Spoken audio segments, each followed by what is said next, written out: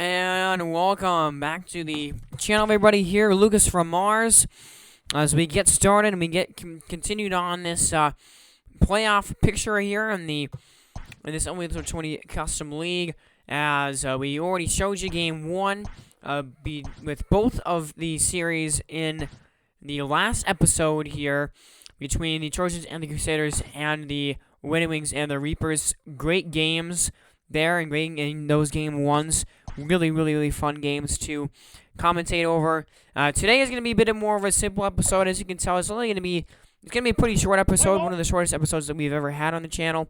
It's only going to be about 20 minutes long, and that's mainly because I want to set up this next episode of the series in the finale of the NL and ALCS games, because it was a pretty crazy finish to how the series ended. But either way, in this game, in this episode, we're gonna quick manage some games here, and we're gonna set up the finale of the playoff, or finale of the National League of the NLCS, and we're gonna do that here in this episode today with some quick manage games. So here we are in Game 2 of this series between Atlanta and Little Rock. Remember, Little Rock won the Game 1 that we've had in extra innings via walk-off double by Shohei Ohtani, and so they are down 1-0 right now with Derek Ragsdale pitching for Atlanta. And for Little Rock, Benito Hernandez on the mound right now has given up 1 run, but still pitching pretty well. But then an error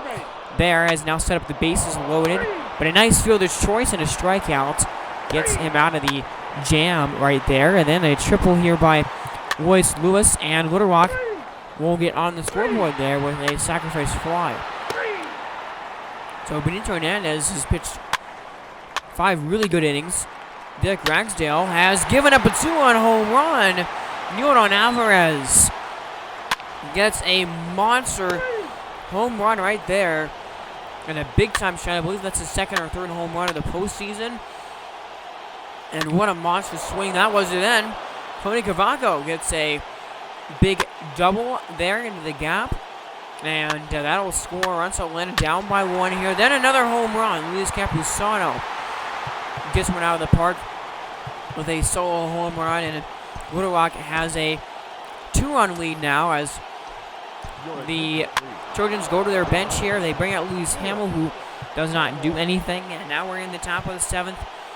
This game winding down to its conclusion here as the Trojans go into their bullpen here, trying to figure out who they're going to bring in. They bring in Tony Gonsolin, who's pitched 1 inning in the playoffs so far and was pretty good. But then a 2-run home run by Brian Reynolds, and his first hit of the game. What a big-time swing! It ties the game at 4. Harper gets a base hit, a walk, and now it's set up to Tony Cavaco, who has a home run, got an RBI in this game. Luis Avercado is pitching now, but there is a big-time RBI single by Tony Cavaco, who gets his 2nd and 3rd RBIs of the game, and a 4-run inning here in the 7th by Atlanta has put them ahead 6-4. And another home run here is Jesse Winker, a solo shot. He extends the lead even further. It's a 3-run advantage now for Atlanta, who was just down by 2 an inning ago. And that's a 1-2-3 top half of the 9th, and Emilio Pagan coming on to get a save, and he allows a single to Dominguez. And now again going to the bench here to try and get a rally going for Little Rock. Ronald Guzman strikes out, and then Kevin Newman hits the ground ball out, and the Crusaders win this game. They beat the Trojans 7-4 with that big 4th spot in the 7th inning, and they have tied that series at 1 game apiece. So now we hop into a quick manage game. This is Game 2 between Houston and Alaska here. And there's a triple. Anderson Tejada getting the offense going early. And then a base hit by Mancini, a double by Andujar. And the offense here for Alaska goes off in the 1st inning, getting 3 runs. And then a home run by Willie Gonzalez. How about that? And a big-time swing right there. And already Alaska up 4-0. This game not looking very good right now for Houston here. Trey Mancini has been just ridiculous. He's batting basically 500, I think, now, with 4 home runs and 10 RBIs in the playoffs. He's been unbelievable. And, man, the offense here for Houston, not able to do anything. Ryan Yarbrough really struggling in this game to this point. Seth Beer gets a base hit, and they're going to bring out a new pitcher here. Not even 4 innings under the belt right there for Ryan Yarbrough. Not a good start at all. But Sixto Sanchez has been incredible. He's been absolutely tearing through this lineup here for Houston. And now Trey Mancini add a couple more RBIs to the total there. He gets a base hit and scores a couple of runs. And then Andujar gets another run there on a single. I think that was a double by Mancini. Mancini with 12 ribbies in the playoffs now, as it's 7-0. Sixto Sanchez is not able to complete 7 innings, but 500 average with 12 RBIs and 4 home runs. Miguel Andujar, 5 RBIs in the playoffs. He's gotten 4 RBIs in this game, I think. As Thomas Sapucki coming on out for Houston and just doing the job of getting the final out of the 8th. And the offense here, a 3-run home run by Renato Nunez. I believe his second home run of the playoffs will mean that they do not get shut out here in this game 2. And Roberto Osuna is actually going to come on here and a 4 spot in the 9th by the Reapers, but it's not going to be nearly enough as they fall here to Alaska in game 2. And man, oh man, the Red Wings so far pretty darn good in these playoffs. They have not lost yet in a single game. They swept. Remember, they swept the divisional round, and they are now 2-0 on Houston here.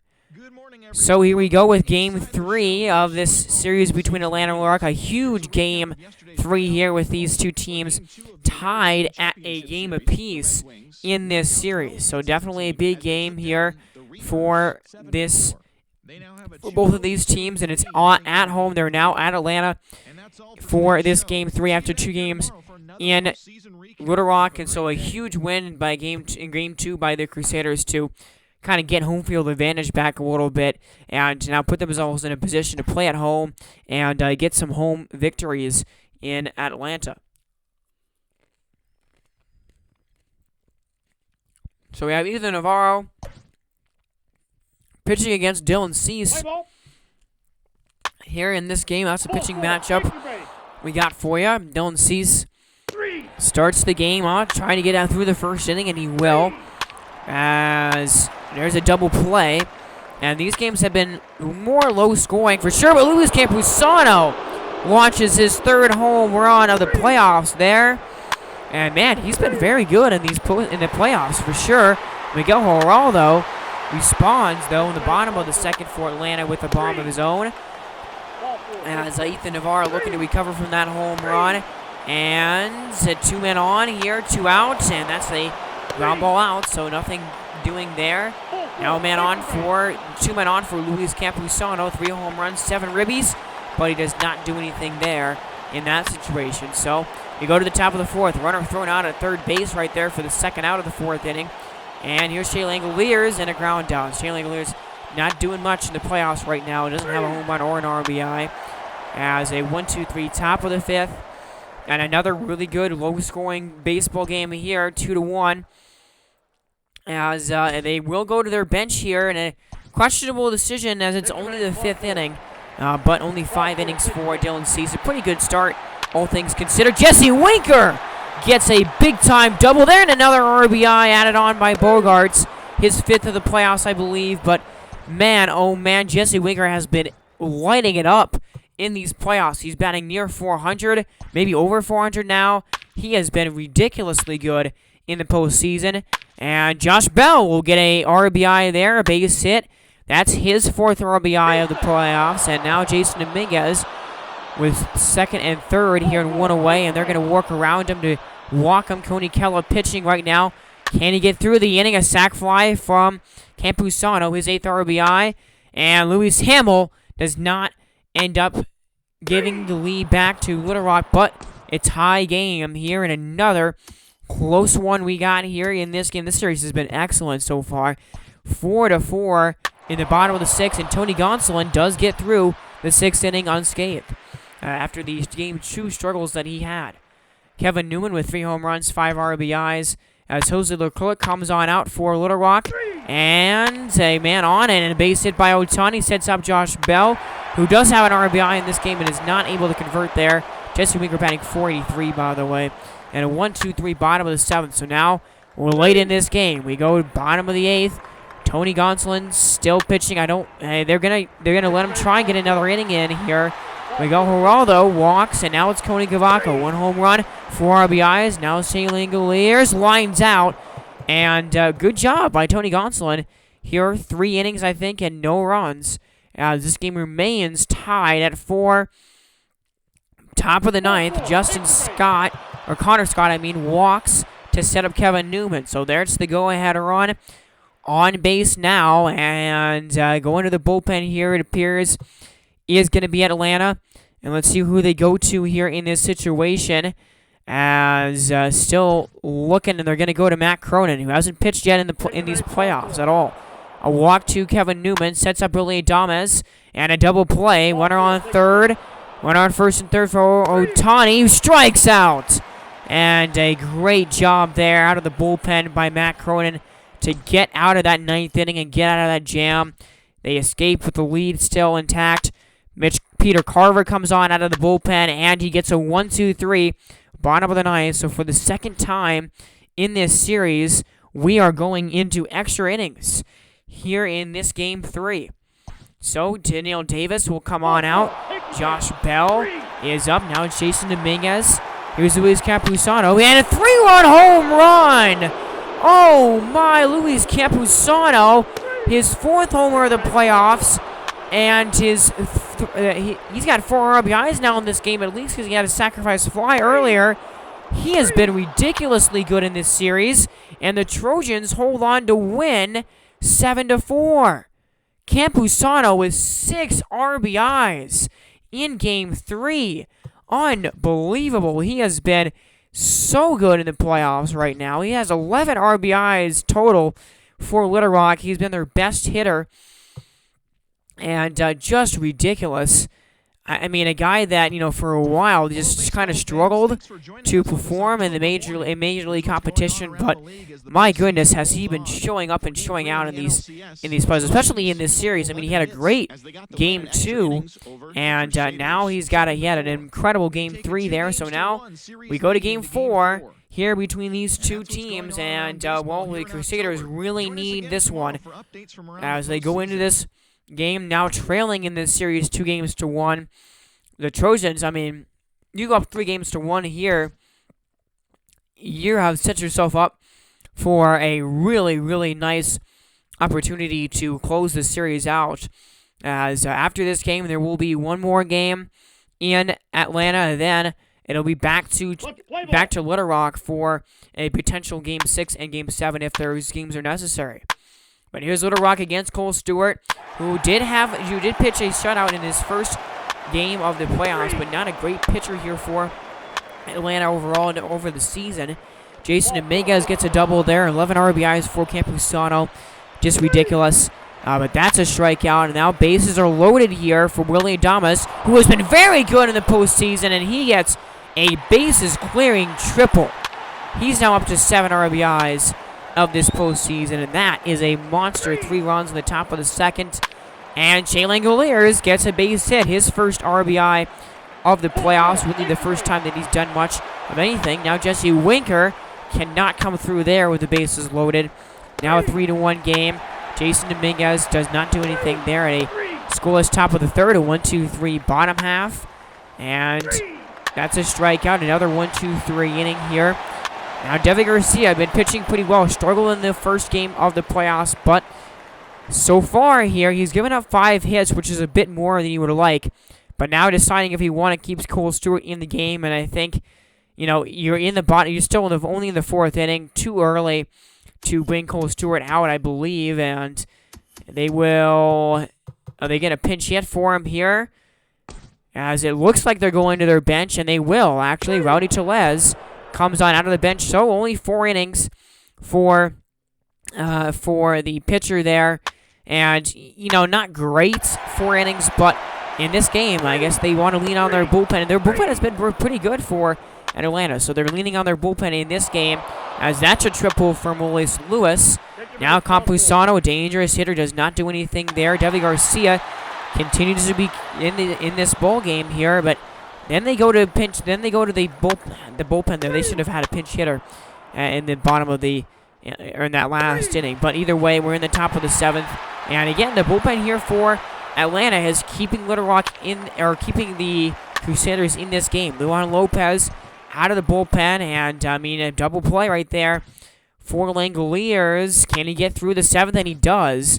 A kind of a risky play there with that pitcher, but it works out, and nobody scored since the 2nd inning in this game.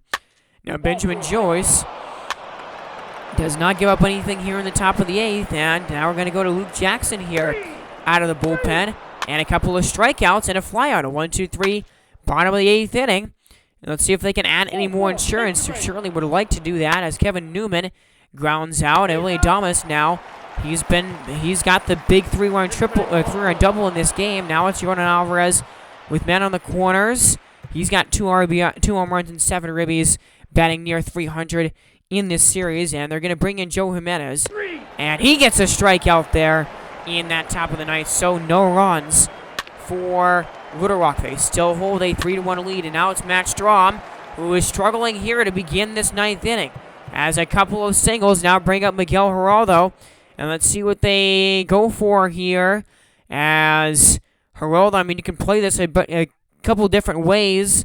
And let's see if they try and do a sacrifice fly play, and they fly it out, but apparently it wasn't far enough. And so now, with 1 out, Cody Cavaco does drive home a runner there with that base hit, his 5th RBI of the postseason.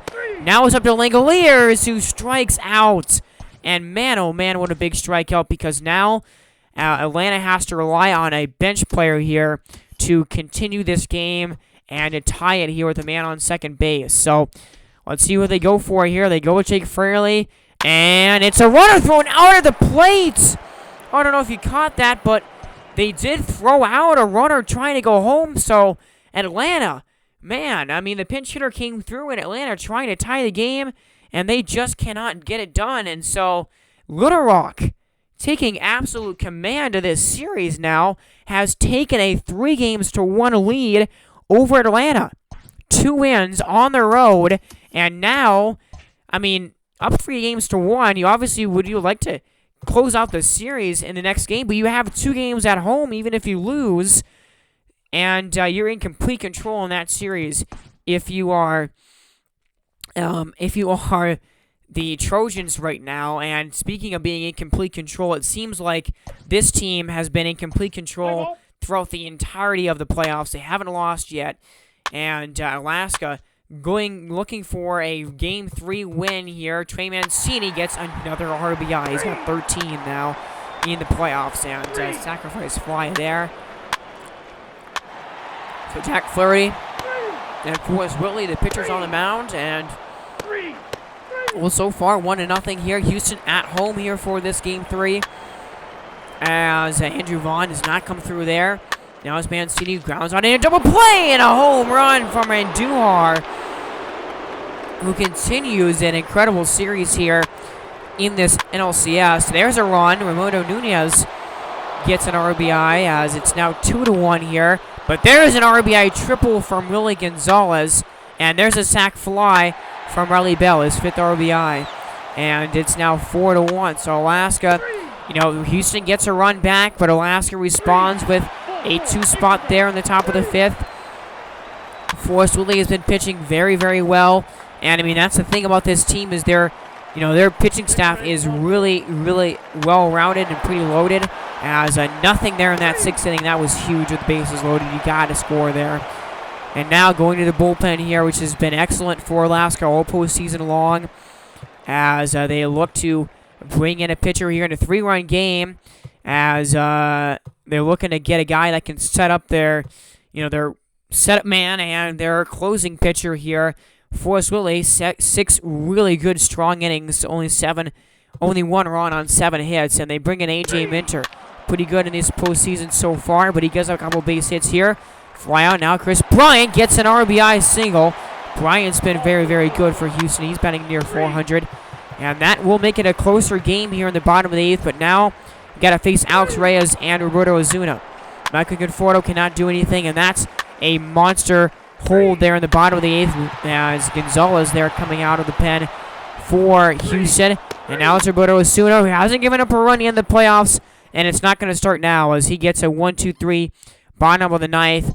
And Houston, that's the closest that they've come to beating Alaska here, but they cannot get the job done, and Alaska has now won 7 playoff or 6 games in the row here in the postseason, and they take another 3-0 lead.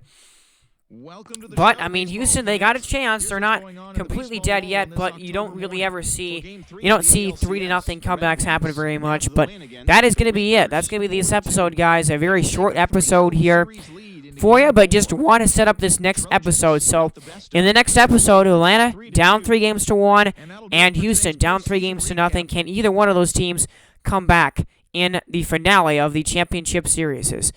Well, have a great day, everybody, and hope your new year is off to a great start. Have a great rest of your day. You've been listening to Lucas from Mars. See you all later. God bless.